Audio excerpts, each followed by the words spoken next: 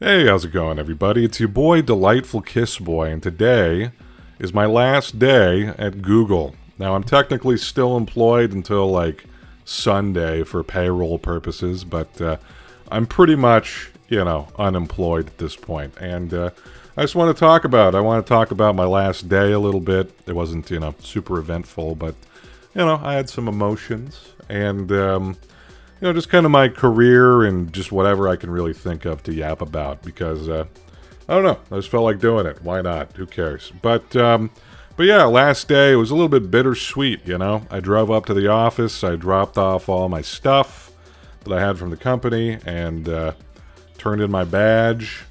Was just kind of chilling for a bit, and then I headed home. And here I am now. And, I don't know. It's like I have conflicting feelings about it, because on the one hand, I'm kind of excited, and in a lot of ways, I'm pretty darn excited to kind of just move on, because I've seen this coming for a while, and it's finally over, and now I got time to kind of just focus on personal stuff, projects, habits I want to get into, variety of things, full time, and I've got nothing hanging over my head, But at the same time, it was a little bit sad, just turning in my badge and all that sort of stuff. It was just like, wow, this is really the last day, the last time I'm going to be in the office, presumably, unless I come crawling back years from now. But I don't know. Hopefully that won't happen. We'll see what happens. I don't know. I'm kind of excited about the prospect of just kind of doing my own thing. And if it could stick, that'd be pretty darn cool, But I don't know. I'm going to be pragmatic about it. I'm going to reevaluate about this time next year. And then, if things are going well, then I might keep it up. And if things aren't going super well, I'll probably just have to jump back into the software engineering lifestyle because it does pay the bills, for better or for worse. But yeah, I don't know. I want to talk about it. I guess I could just talk about my general career so far. I'm not going to go into super specifics, and I'm going to leave certain things kind of vague because, just while I'm in the period of not knowing whether I want to go back into, software engineering, I want to keep my anonymity, just because. I don't know, in all likelihood, it probably wouldn't matter too much if my identity was revealed, that sort of a thing.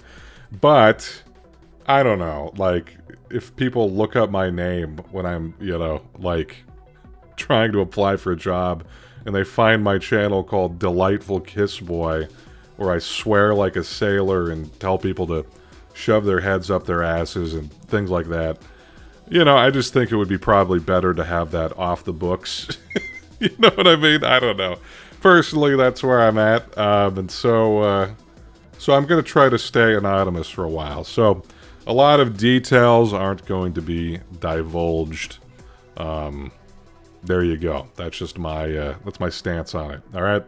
So I can just tell you kind of vaguely what my career has looked like. I have a bachelor's degree. I did not get a post-grad degree because newsflash, I was not the biggest fan of school. I'm not I don't know, I was good at school, but I didn't like it. I would procrastinate on everything. I would skip all of my classes. I wasn't the ideal student. All right. So I kind of got my degree and got out, and I was like, all right, give me the money, And while I was in school, I got an internship at a. And this is stuff I may have mentioned in previous videos, so I may be rehashing a lot of the same shit, but I'm not keeping track of it, right? So I had an internship at this big tech company that shall remain unnamed, and it went pretty well. I mean, when I had the internship, I kind of didn't really know what the fuck I was doing because. What was interesting is there's the computer science major that I was a part of that's generally seen as being more desirable for positions, but also the school I went to offered a different degree called informatics. And what was funny is that there were a couple kids that were there, well, not kids, but there were a couple interns that were there that had informatics degrees. And in general, those people had a better idea of what the hell they were doing than I did. because they had a lot more kind of practical experience in their classes. They would do a lot more projects, whereas the computer science major was a lot more of like the theory and you know, that sort of a thing. And so I kind of went into it and I was like, yeah, I don't know. It's hard to figure out what I should even be doing, except going and playing foosball with the other interns, you know, which I did a lot of, let me tell you. That's where I developed my coffee habit. Coffee addiction was, it's just because, like, I'd be sitting there and I'm like, I don't really want to do this right now. Let me just go get coffee. You know, and I ended up getting a crippling addiction to coffee, which I have loved ever since. And I don't regret that at all, because coffee is amazing. But I didn't really know what I was doing. I started working, though, on an aspect of the project that, like, nobody else wanted to work on, because it was boring, and it had to do with deployment. All right, so without going too into detail about it, there were basically, if you're working on services that are deployed to the cloud, in general, I mean, not in general, you just need a, like, release framework and a release, like, schedule and strategy, etc., right? Because you have to take your code and you have to kind of, like, push it out onto the cloud, whatever machines that they're going to be running on. Even if you have, like, I don't know, like stateless, quote-unquote, service, you still need, like, under the cover, the shit's going to be running on a computer, right? So you need to have some sort of a strategy that it's like, okay, well, we've updated our code, and so it needs to be able to get shipped out so that it actually runs, you know, and interacts with our other services and shit. So I was kind of focusing on a lot of that work, which is kind of a pain in the ass and kind of annoying, and there's a lot of, like, moving parts depending on the complexity of your project, because there's all sorts of integrations with other things and yada yada yada. And this whole thing too, like, we were deploying to a cluster of computers where the people had written all of this, like, custom bullshit that was really annoying to work with. And so we had all these, like, scripts that were doing things, and oh my god, it was a nightmare. So nobody wanted to do it, and I was doing it poorly. I would mostly have to kind of work alongside an FTE who kind of knew how the system worked and what he was doing, and I just have to bug him constantly. But because I was just willing to work on that kind of a thing, that was part of the thing that went into me getting a return offer, I think. So it's like, that was kind of one of the things that I noticed at the beginning of my career, is that I was getting a lot of momentum by just picking up the shit that people didn't want to do.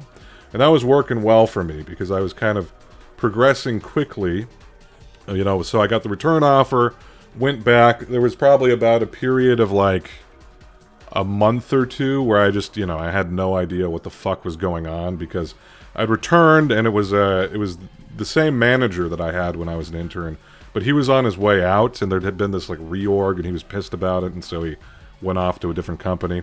And, like, I was just kind of getting assigned tickets with no explanation, and everybody was busy, and so they couldn't really help me, and so I was just, like, sitting there trying to figure out what the fuck to do, and, like, I'm like, I don't know what any of this shit means, you know?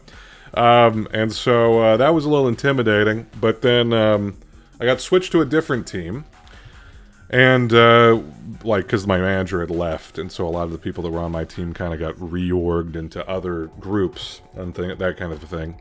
And then, yeah, I started working on some new projects, and so we had to write some new services for our, you know, overall product that kind of had to do with resource management.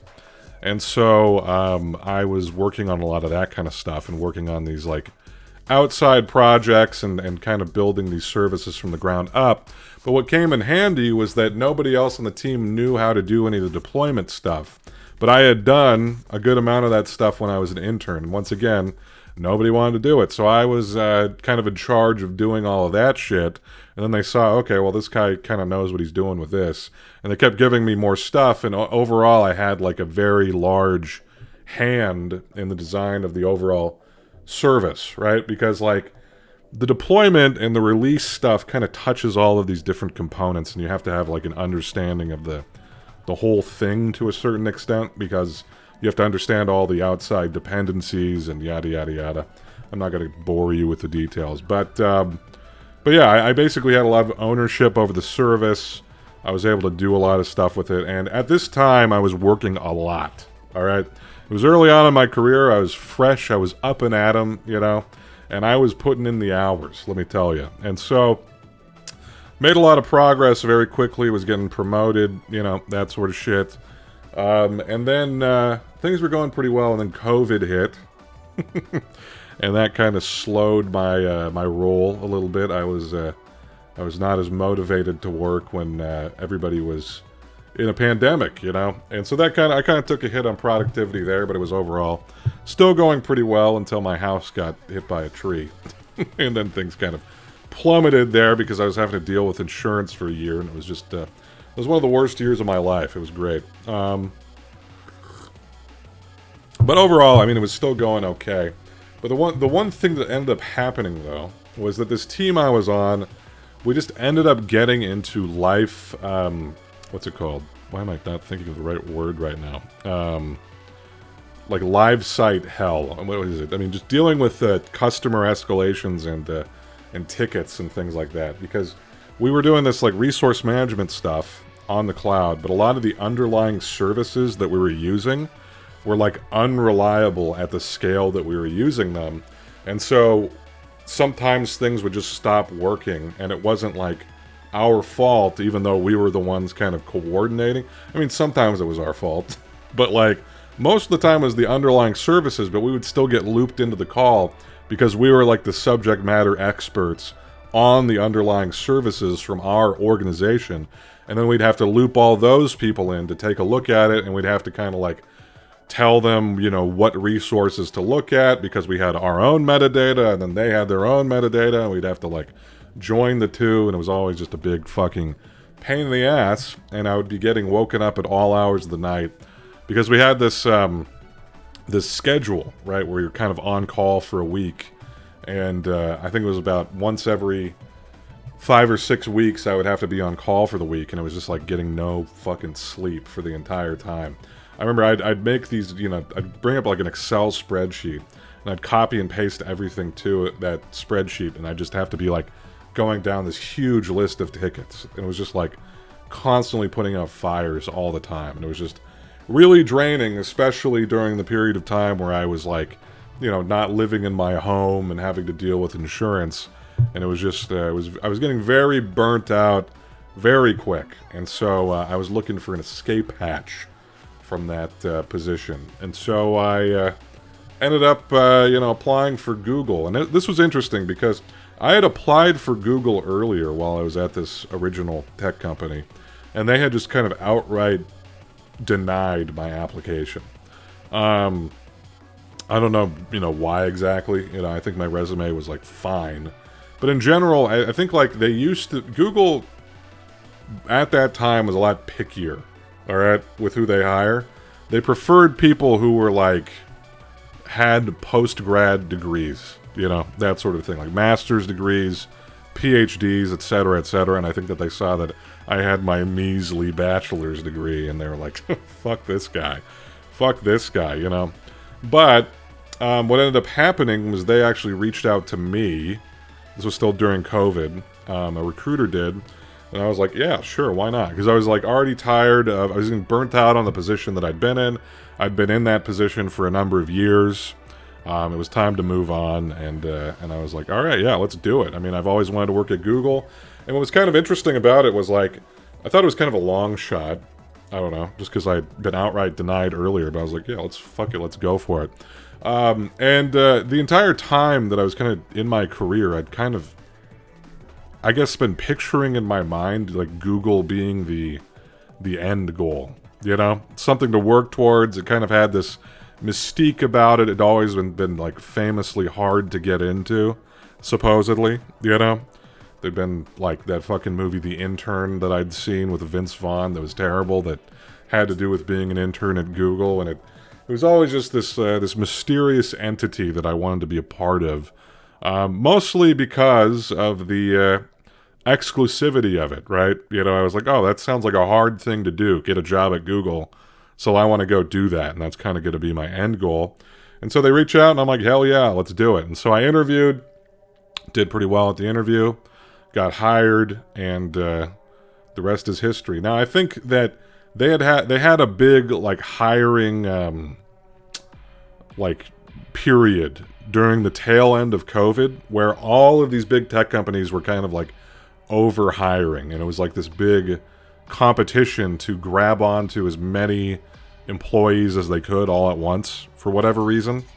And it's because like companies like Amazon, for example, were like growing a lot during COVID. Like tech companies in general across the board were doing very well in COVID, you know, depending on the company. But like, you know, Amazon, everybody's getting, you know, shit shipped to their houses because they don't want to go out as much. You know, there are people who are looking for more entertainment, so they're watching a lot more YouTube and stuff for Google, and like, you know, doing a lot more shit online because there's less to do. And so there's all these companies that kind of like planned for this like further growth that COVID had kind of spun up in their industries. And so I think that me being hired was kind of part of that push to just kind of grab as many people as you could. I'm not going to downplay. I did pretty damn well at the interview, you know, so I think that played a part in me getting the position. But I also think they were more willing to, like, hear me out because, you know, because I had my bachelor's degree, right? Because they were trying to grab a bunch of people all at once. There was some weirdness when I got hired because, like, they were telling me that there were no positions available in my state, which I was skeptical of at the time. The recruiters like lied about a bunch of shit to me, which should have been a red flag, but like I was pretty motivated to get out of my position, you know? And so like for example, yeah, they told me that there was like no positions open in my state, but it's really just because I don't know exactly how the recruiting works, but they try to like funnel you into specific areas, and they really wanted me to be in like a very specific org, you know? And so maybe they were trying to say, oh, there's no positions for the org in your state, but like there were definitely positions open in general at Google, right? And so that was weird. And then like, you know, when I got it took me a long time to actually get the fucking offer letter because like the recruiter I was initially working with was just like dragging his feet for some reason. He was just unresponsive and like, I don't know what the fuck was going on. It was a really bad experience. I got switched to this other recruiter who was a lot quicker, but then like when it was like the negotiating time, you know, because you get the job offer and then it's like, okay, they asked me like, oh, like what do you want your pay to be? And I told them, I'm like, well, how about you guys make me an offer and then I'll tell you if I accept it, you know, because like I want to hear what they are going to offer me, and then we'll go from there. And she said, oh, well, we have no pay bands, you know? We don't have any pay bands, like, which is total bullshit, by the way, which I found out as soon as I got in. I mean, I knew that from that moment, you know, and she was just fucking lying, but I just sent her, like, a giant number, you know? I'm like, all right, well, fuck you then. I'll give you what I want to get paid. Yeah, I want to get paid, like, a ton of money, you know? And so, you know, I give this ridiculous number. And then what was funny is she came back to me and gave me the exact average for my position in the state that I'm in, according to levels.fyi. All right. So for those who aren't in like tech or whatever, if you go to levels.fyi, it'll tell you kind of what people in general earn for different positions, you know? And so I'm like, okay, I see what's going on. I mean, so then we negotiated from there. You know, obviously I wasn't going to try to just settle for the average. I tried to get a little bit more, which I was able to do, thankfully. But it was like funny because I'm like, it's like, oh no, we don't have any, you know, standard numbers, right? And then I just hit her with the big one. I'm like, oh yeah, okay, you gave me back the exact fucking average. All right, maybe you did have the numbers, bitch. But anyway. Once again, these should have been maybe red flags, but I'm like, okay, it's just the recruiting department. Who cares? So I get into my position. You know, all of my team is remote. I'm switching managers pretty consistently. Like the person who hired me, it was like a team match phase, and the person that I actually ended up like getting on their team, he ended up like leaving within like 2 to 3 months of me getting there. I'm like, all right, well, gee, thanks, man. So I ended up getting switched to a different manager who was kind of my temporary manager, and then I got switched to a different manager who was like a new hire, and you know, it was a whole bunch of nonsense. So there was a lot. It was kind of a rocky. The entire time I was at Google in this org, I was not too impressed with the organization and what was going on, and yada yada yada. To be honest, but overall, it wasn't too bad. I mean, the stuff we were working on was relatively interesting. And I was learning a lot of new skills. I think that's really important, is like, definitely at my prior position, I'd felt things getting stagnant, you know? It's just like me turning my wheels, putting out fires all the time, and it's like, we keep talking about, we're getting promises from these other teams that things are going to get better, and they're just not, and I'm not learning anything. But so, having this new position in general was nice to just kind of have a new stack to work with. Google, the way they operate was very different from the other company that I'd been at. It's very like documentation heavy, you know. The whole way that they do version control is very, very different. So just for perspective for people who aren't like in tech, there's different version control solutions, as we call them, all right? And the most common one is Git. All right, so you might have heard of GitHub, maybe not, but it's a website where people kind of upload these different repositories, and there's this software that people use called Git that controls the different versions of the code that you're like uploading to the website. So for example, you know, I could have some files, and then I could upload them to the site using Git, and then later maybe I need to revise something. I'm like, oh shit. So you know, like if you're on a Word document, right? You can kind of track changes, as it's called, you know? So you could be like, okay, well, I'm going to edit all this stuff. I'm going to put in all these edits, and then, like, the author later can, like, approve different corrections and shit like that. That's basically what version control software is for code, except you're correcting code, and you're changing code, and you're adding stuff, and then people are reviewing it, and then it kind of gets uptaken into a repository, right? So that's probably the most common approach that people take, is they use Git. They have a bunch of different repositories for different projects they're working on, and they're, you know, tracking the version control differently. The way that different projects will interact with each other is generally going to be through APIs, they're called, which are certain, like, if you have web-based services, there's certain endpoints on the internet. So, you know, like when you go to a website, you type in an address, and then you're taken to a page. It's kind of like that, but it's like the different services calling into each other. That'd be like a web API. If you're working on like local services, a lot of the times they're going to be like services that are running on the operating system, and you can kind of hook into specific calls and things like that without getting into too much detail with it. Or, you know, you can have client libraries that you're sharing with other teams, right, to interact with your code. I don't know. Anyway, sorry, I'm getting in the weeds with it. There's a lot to unpack with coding, but in software development. But anyway, long story short, Google doesn't really do the Git thing. We don't. I'm not work. Well, I'm still technically employed, so I can say we for the duration of this video. We don't really do that. It's they have their kind of own in-house version control system, and it all goes to like one giant mono repo. So, like I said, when you're kind of working with Git in general, the most common pattern is that people are going to kind of spin up different repositories for individual services and things like that. Google, it's all pretty much in the same thing, in the same bucket, okay? And everybody's editing the same giant mono repo.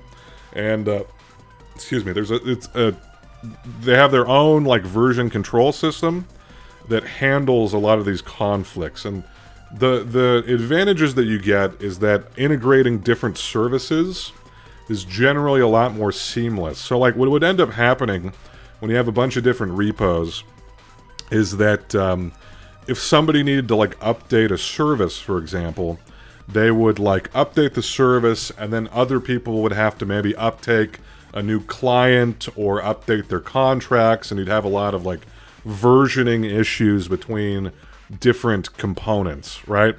And, you know, that's not alleviated by having the mono repo, but the fact that, like, you know, one team can depend on another team's code within the same repo, and then you catch the breakage as soon as, like, a contract is updated, that has some niceties with it. There's also some downsides, but a lot of that is kind of alleviated by Google's, like, kind of in-depth testing. So, like, Google, compared to a lot of companies, has a lot more tests that run at various points in your development cycle.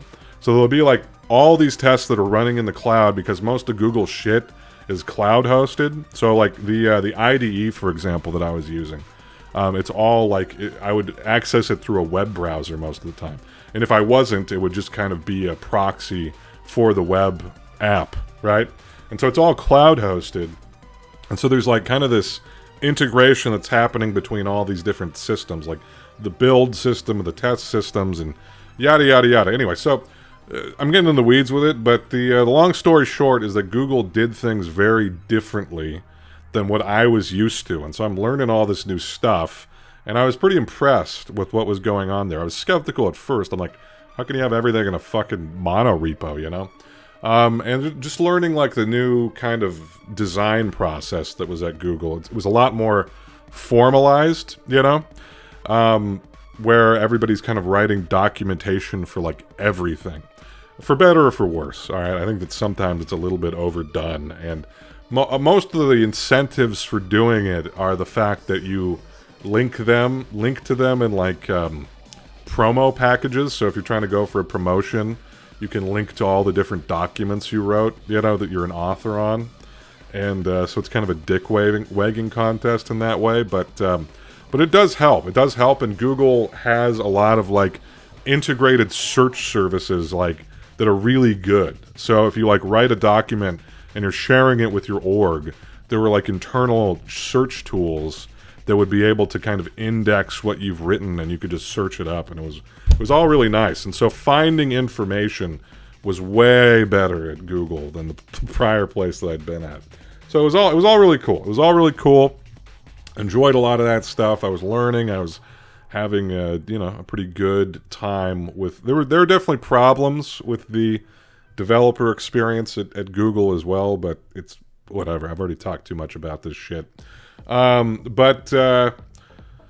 what do I want to talk about next exactly? I guess, I was talking about the differences there. I could talk about, like, the culture and shit too, and the people that work there, and just how it's kind of a wacky company in certain ways. All right, so, like, there's free food, which is nice. They had breakfast, lunch, and dinner served most days, which was pretty fucking nice. I'm gonna miss that as I'm becoming unemployed. It was all free, it was crazy. Like the other company I was at, they had lunch, but you had to pay for it. That's pretty typical. But no, not the Googs. They cook you some meals, and they were pretty good meals in my opinion. I couldn't complain. I was like, free food? Fuck yeah. I'll basically, I'm not a picky eater. I like nice food, but, like, I can get down with some pretty, bland shit as well. I'll eat whatever, man. And Google was serving it up, which was cool. And they had, like, a coffee bar, like an espresso stand. I could just go up and order some shit. So there were some nice perks at Google, I'm not going to lie. And the pay was better at this place, too, than my prior position. So I was like, better pay, and, like, fucking free food and shit, dude. Hell yeah, brother. Hell yeah, So any complaints, like, bear in mind that if I have any complaints about Google, it's getting offset by getting massively overpaid and getting free food all the time and a bunch of perks. So anytime I'm whining, just be like, delightful Kissboy, you have no perspective. You're a fucking moron for, taking this job for granted. But there you go. It was a pretty good gig. I'm not going to lie. But beyond that, the culture was fine. As I said, like, I wasn't in the same area as my team. And I'll say, like, there were a lot of, like, super smart people at Google. People who were, like, way smarter than me, okay? and people where it's like they're way more into coding and technology and shit than I'll ever be, you know? Like, I have my degree in coding, I've been doing it as a job, you know, and all that kind of shit. But these people, like, a lot of them, like, live and breathe this shit. Like, this is their main thing. I'll tell you, like, my idea of a good work-life balance is I go to work, I do all my shit there, you know, I'm doing stuff, and then I go home and I completely forget about all that shit. Well, not really, you know, I'm doing my YouTube channel where I do coding and stuff too. But I find that fun, you know, it's generally tied to a different topic like gambling, you know. But like when I'm hanging out with my friends, I don't want to fucking talk about coding most of the time, you know. It's like I like to go and have a good time with my friends and just fucking shoot the shit about anything else because I've been doing coding all day, you know, and I don't want to just keep doing that kind of a shit. But that's kind of what I noticed. That a lot of these people, it's like it's like their main thing, and their hobby is also just learning as much as they can about these different systems. So like, I would go to lunch with people, and like, you know, usually you'd imagine going to lunch with some coworkers and just kind of talking about like whatever. But a lot of times it would just be we'd continue talking about like the code and like the shit that we were working on at work and like career progression. I'm like, dude, who gives a fuck about any of this shit? We could talk about this shit all day. You know, this is a break. But, you know, not everybody's like this. This is a generalization, you know, but it's something that I've noticed. And just in general, I don't know. I find myself that I just kind of don't resonate as much with like the typical software engineer kind of personality, all right? You know, I'm not being like, oh, I'm so different from these fools, you know? Like, in a lot of ways, we're similar. But I don't know. I want a variety. I appreciate having a variety of types of friends who work on all sorts of different stuff, you know? And talking to them about their own lives. And I don't know, I just like talking about other shit than just fucking code, you know? And I mean, I don't know. Maybe I'm being unfair. Like, a lot of these people, it's just like, okay, we're just shooting the shit, and that's the first thing that comes to mind, right? Is what we're working on at work. But overall, very smart people. Didn't really vibe with a lot of them. There were some cool people, though. I made some good friends and stuff. But yeah, just an interesting culture. But yeah, I mean, overall, I can't really complain too much. You know, obviously, getting voluntold, basically laid off, you know. You know, it's not the greatest way to leave, obviously, you know. But I was thinking about leaving anyway, so I don't know. I don't really have any hard feelings about it, you know. So overall, I'd say a net positive experience. But that being said, it kind of like, I don't know, it kind of changed the way that I viewed like my career and working and my aspirations and goals and things like that. Because as I said earlier, for the longest time, I would considered Google to kind of be the end game, you know, kind of the be-all, end-all thing that I wanted to do ultimately. And I kind of got there, and I got to that, and I'm like, this is just another job. You know, it's another job. It's like better than my last gig in a lot of ways, but ultimately, this isn't like, you know, it's just like you kind of, throughout your life, you just set up these arbitrary goals. You're kind of like, you know, you're in high school and you're like, okay, well, you know, I just got to get through high school and then I'll get to college, and that's when things are really going to start, you know? And then you get to college, and you're like, I just got to get through college, and then I get my career, and then that's when things are really going to start. And it's like every time you're doing things in your life, you just have this like idea of what's to come, like the next thing.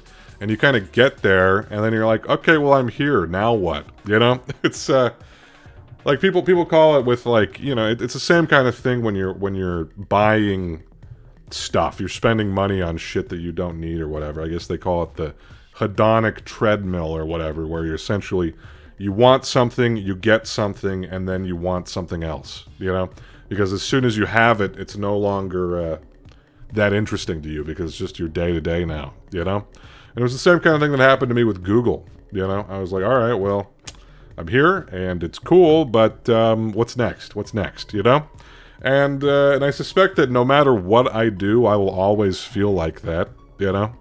Unfortunately, for better or for worse, there's never going to be a point in time where I'm like, yep, I have accomplished what I've wanted to accomplish, and I'm good to go now, you know?